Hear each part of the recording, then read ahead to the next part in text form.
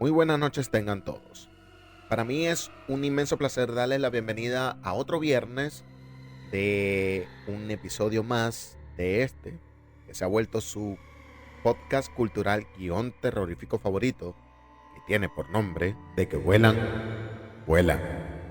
donde yo, Jesús Javier Sierra, les hablaré de fantasmas, de espectros, leyendas, apariciones y todos esos cuentos que cuando éramos más pequeños nos causaban terror y pesadillas, pero que siempre nos entretenía por demás.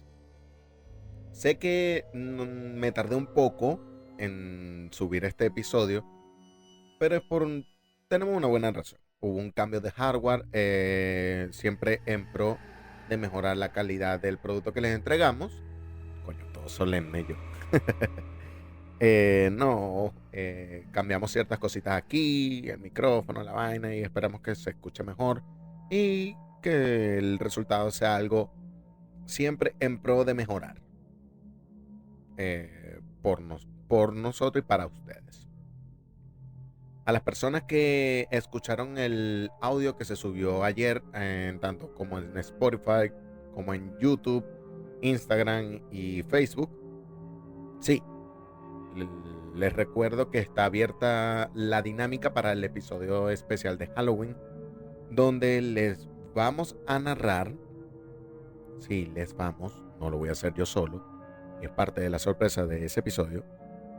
Les vamos a narrar las historias, las mejores historias, que ustedes nos cuentan. Y es una buena forma es como que la primera dinámica de ojalá muchas que vamos a hacer en este podcast. De verdad, tenemos altas expectativas de ella y tenemos muchas ansias. Antes de empezar en el episodio de esta semana, les voy a recordar lo de siempre. Coño, primera vez que creo que no me presento, les habla Jesús Javier Sierra. Y ustedes nos pueden seguir en nuestras redes de YouTube, Spotify y Facebook, como De que vuelan. Y en Instagram estamos como De que vuelan podcast. Habiendo dicho todo lo reglamentario, creo que ya no hay más anuncios. Ahora sí, a lo que vinimos.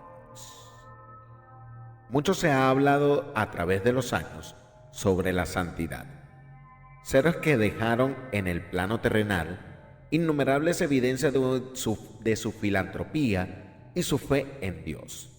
Esta misma fe es la que logra que alcancen un lugar prodigio en las escalas celestiales y al mismo tiempo otorgar permisos necesarios para conceder milagros y ayudar a quienes realmente lo necesiten en la tierra. Es por esto que, siguiendo la temática de este especial de espiritismo, traemos a ustedes una corte marialeoncera con todo el peso de la santidad.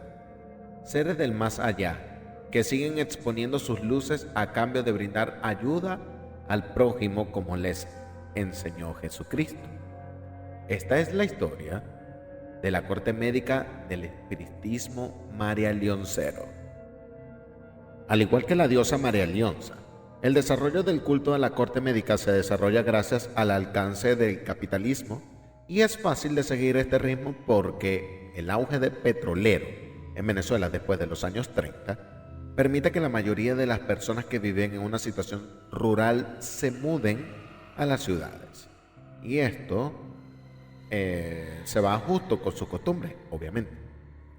Dichas y citadas costumbres en el ámbito de la salud y la creencia en los curanderos, la cantidad de brebajes y métodos de curar a los enfermos que no necesariamente corresponden al método científico y a la ciencia médica que existía para ese entonces.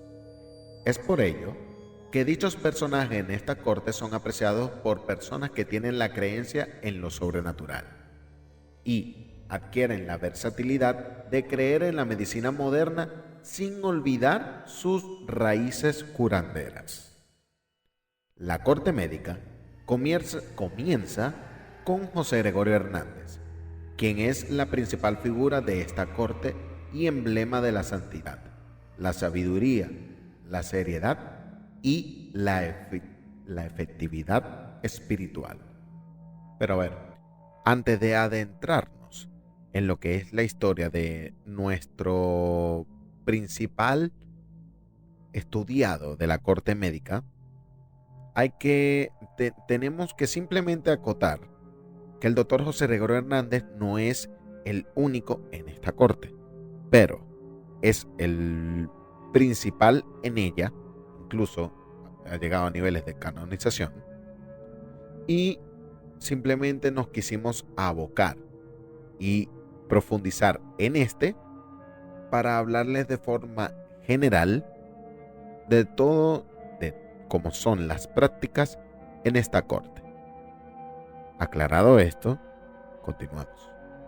Antes de adentrarnos en este tema, obviamente, tenemos que saber cómo comienza el culto al doctor José Gregorio Hernández. El principio del culto popular a José Gregorio Hernández se cristalizó en torno a su tumba, que se convirtió rápidamente en un lugar de peregrinación. Pronto redes de comunicación informal, obviamente para la época, empezaron a diseminar historias apócrifas sobre hechos prodigiosos, y curaciones milagrosas, como el caso de otras ánimas milagrosas.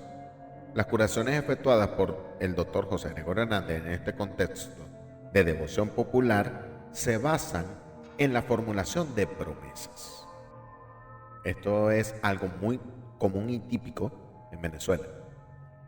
Una oración similar a, por ejemplo, yo le prometo una vela, un emblema o hacer algo a cambio de un favor, en este caso de salud, y referido puntualmente al doctor José Gregorio Hernández en este ejemplo.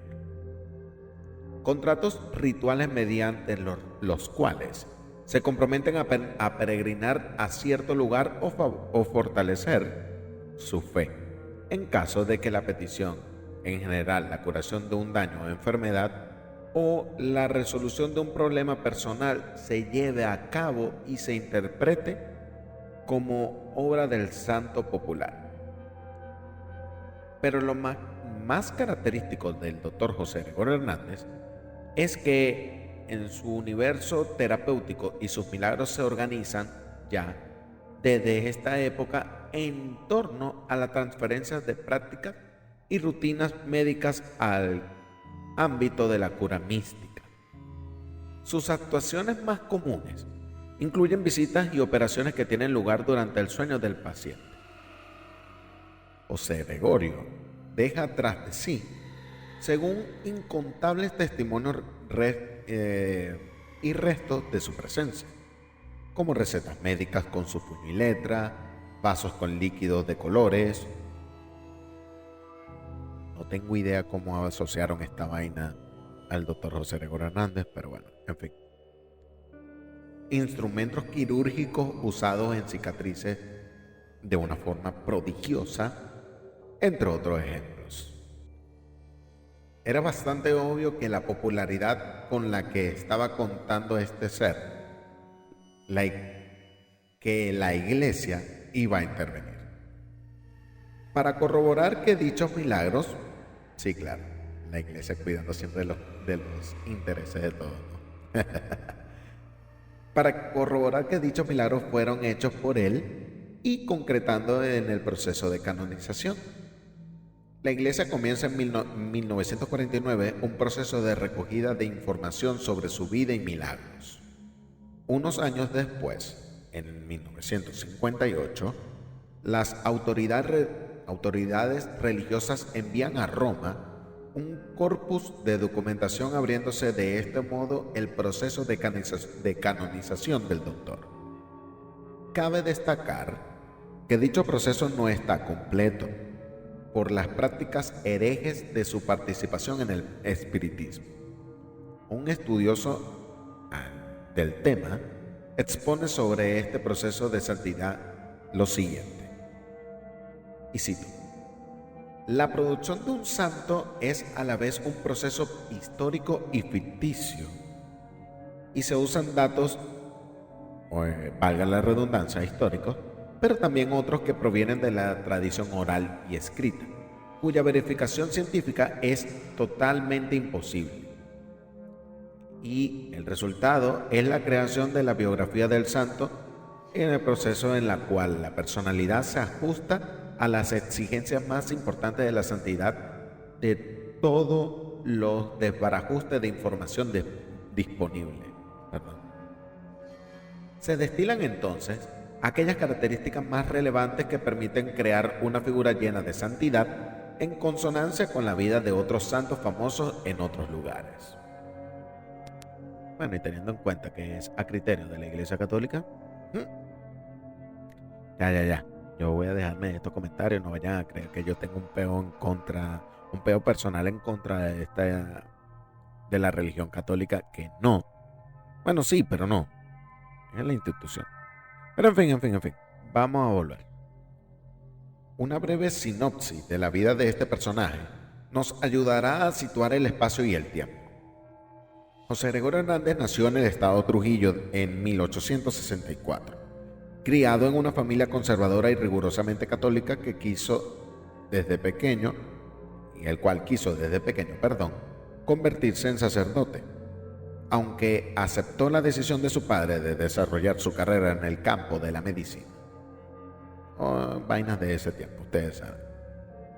A los 14 años, se fue a Caracas para continuar sus estudios en 1888. En ese momento se graduó en Ciencias Médicas y gracias a una beca se desplegó a París durante 2 años. Allí se especializó en histología, en bacteriología y en filosofía experimental. En este periodo, adquirió el equipo necesario para crear un laboratorio pionero en filosofía y bacteriología en la Universidad de Caracas. A su regreso, en 1891, el doctor Hernández ya asumió las cátedras recientes creadas de las especialidades de estudio en Francia. Luego, asumió la docencia durante 28 años.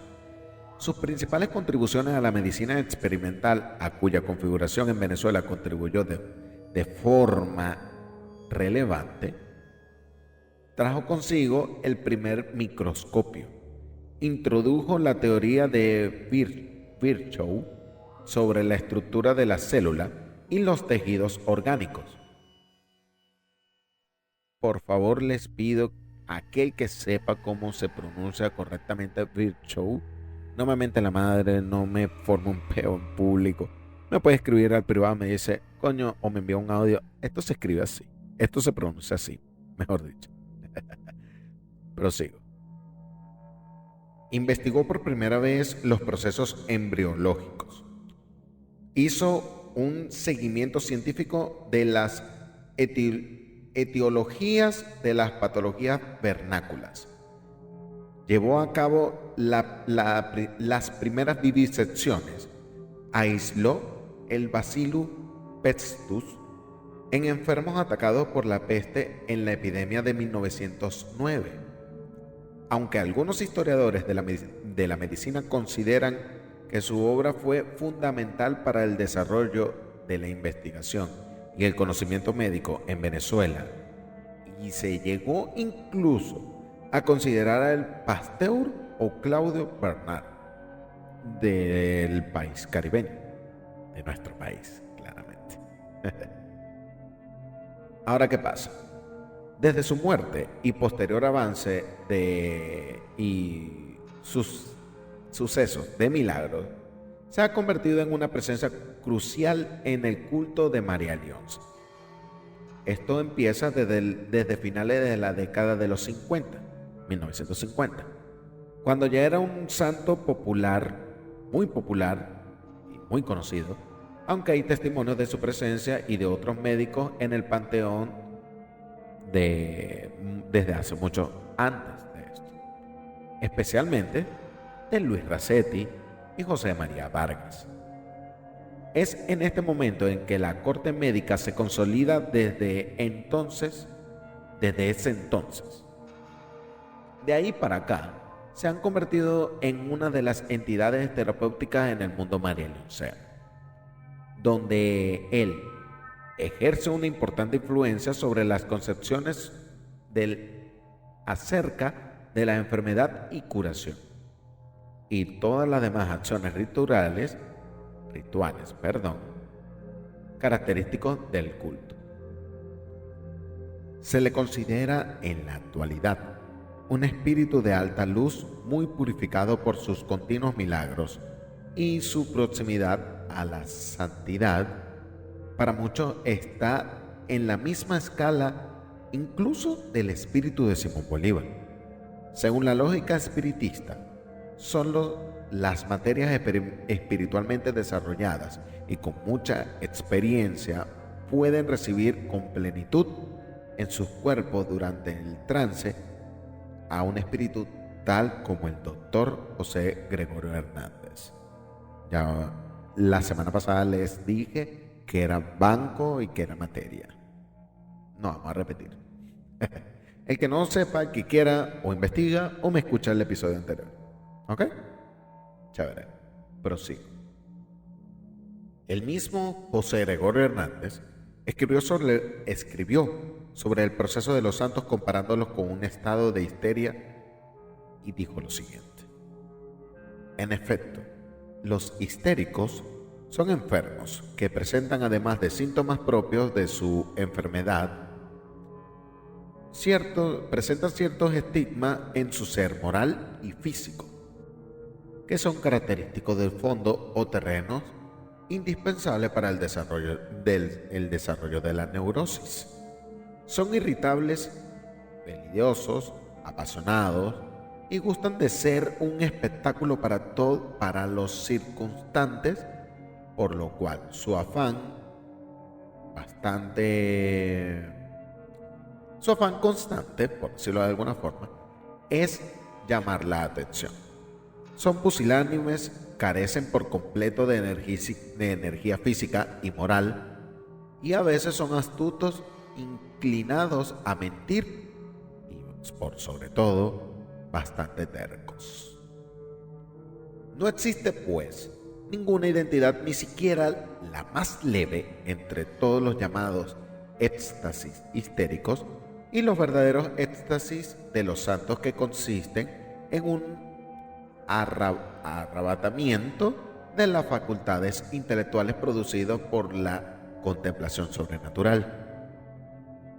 El confundirlos es indicar una manera cierta de que no se conoce suficiente, alguno de los estados que acabo de citar.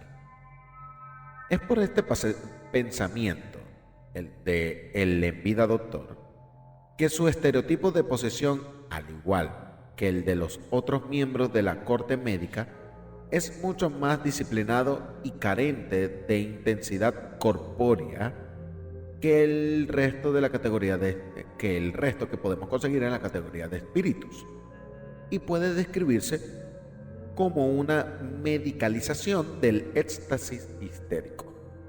No tenía ni idea de que eso podía existir. Pero ok. Esto que él mismo glosaba de forma despectiva en su libro de filosofía.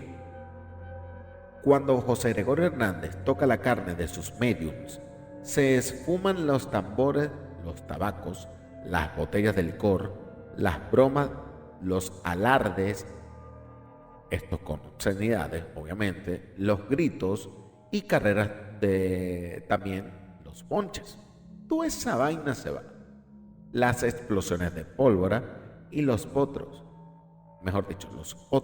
elementos escenográficos que dominan normalmente en distintas combinaciones muchas de las ceremonias del culto marieloncer. En lugar de esto, en sintonía con las apariciones del doctor José Gregorio Hernández como un santo popular que ya se conoce, tiende a reproducir en torno a su presencia el escenario escéptico y de alto profesionalismo de una clínica.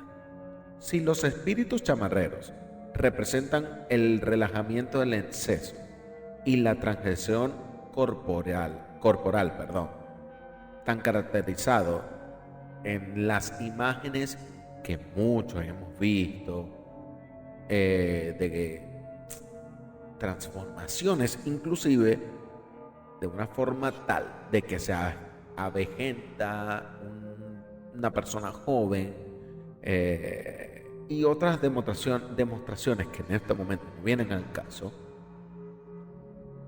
En este caso no ocurre así. Pero bueno, continúo.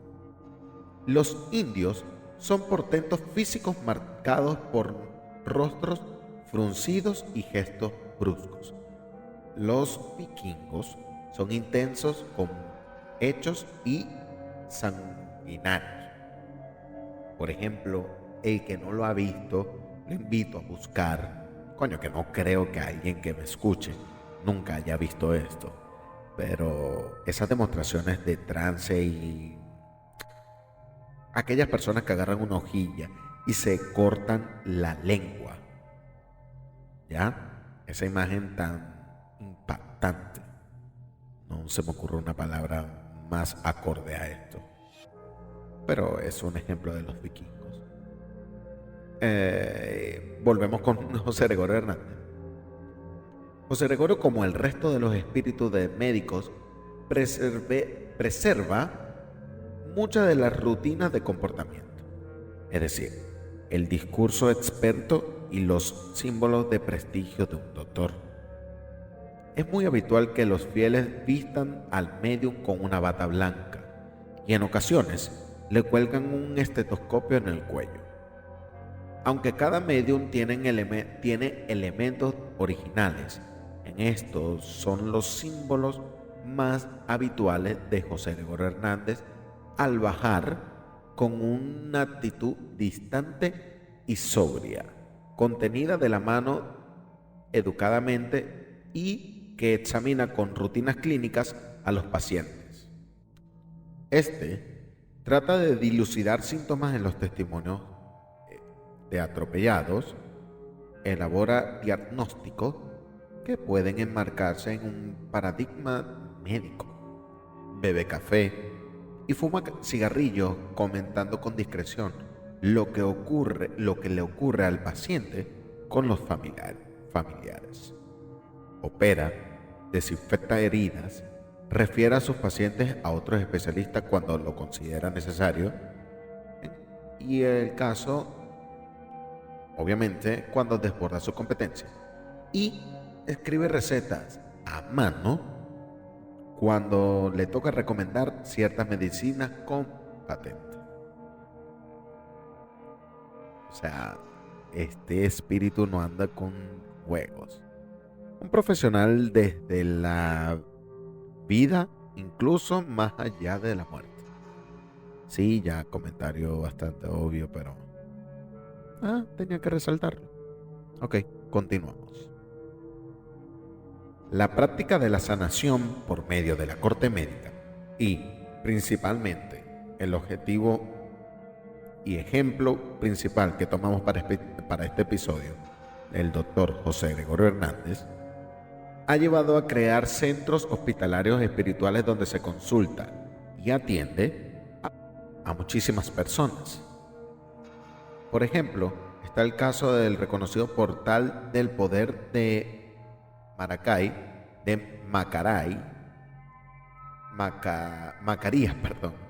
en la ciudad de Maracay, y que justamente es el testimonio del episodio de esta semana. Tenemos que Alejandra era una de las enfermeras del banco del centro. Llevaba 18 años trabajando en este portal. Según sus testimonios, los médiums del centro, en principio, dos hermanos, que comenzaron su carrera hace más de 30 años, cuando dieron este testimonio, cuando aún eran prácticamente niños, trabajando con todo tipo de cortes y curando sobre todo los males espiritistas, es decir, males espirituales, ergo, brujerías. Con todo el tiempo que tenían de experiencia, comenzaron a recibir de forma más seguida al doctor. También recibían al doctor Caravaggio, poco conocido, pero también contemporáneo con Simón Bolívar, como lo fue con el doctor Vargas. Poco a poco, aumentó considerablemente la clientela de estos doctores y los medios se especializaron en ellos. Sin duda, la forma de trabajar de estos espíritus se debía a la estructura y la organización burocrática del portal. Esto hacía más cercana a un hospital que a un centro espiritista. Es decir, se sentían más esta cercanía o esta similitud, también podríamos decir. Pero bueno, continuamos. La circulación de historia sobre su efectividad contribuyeron a la popularidad de este centro espiritista. Pero ¿qué pasa? Cuando el doctor José Gregorio Hernández alcanzó, según Alejandra, tantas luces espirituales, llegó a ser prácticamente imposible seguir bajando a este espíritu con frecuencia en los medios por el proceso de sus continuas curaciones y su santificación. Por lo cual, los medios comenzaron a invocar y recibir en sus cuerpos a otros doctores menos conocidos al principio, como el doctor Caravaggio, al doctor Rondón, al doctor Carlos Morón, al doctor Charles y a Guayquier.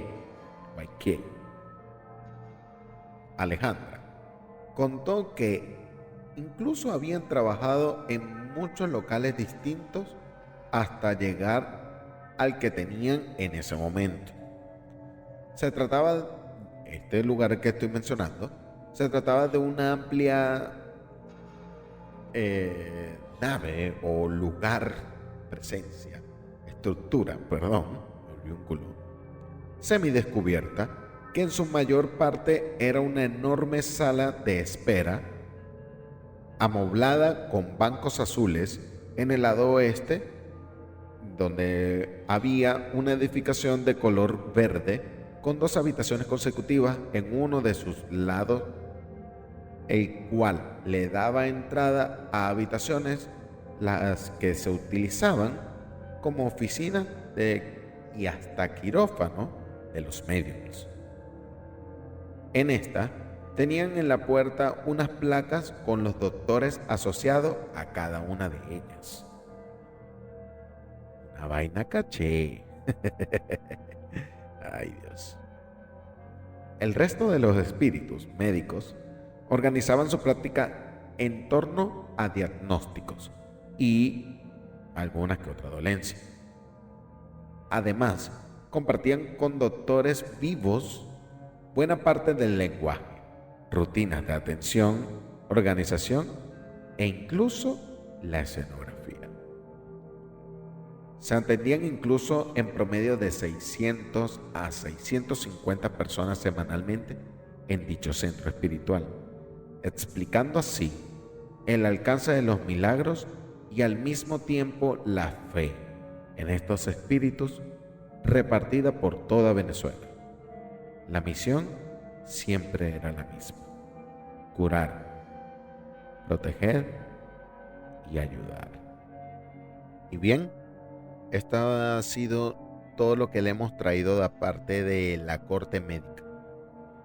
Obviamente, y como lo dije al principio, nos enfocamos más que todo, tomamos como figura principal, mejor dicho, de este episodio, al doctor José Gregorio Hernández.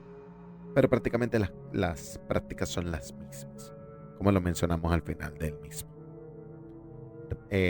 Realmente tenemos nos ha gustado muchísimo esta investigación y tenemos grandes expectativas, por decirlo de alguna forma, de que esto le haya gustado a ustedes, que hayan aprendido un poquito más, porque esta serie o esta saga, por llamarlo de alguna forma, no es más que todo para causar miedo, terror y demás.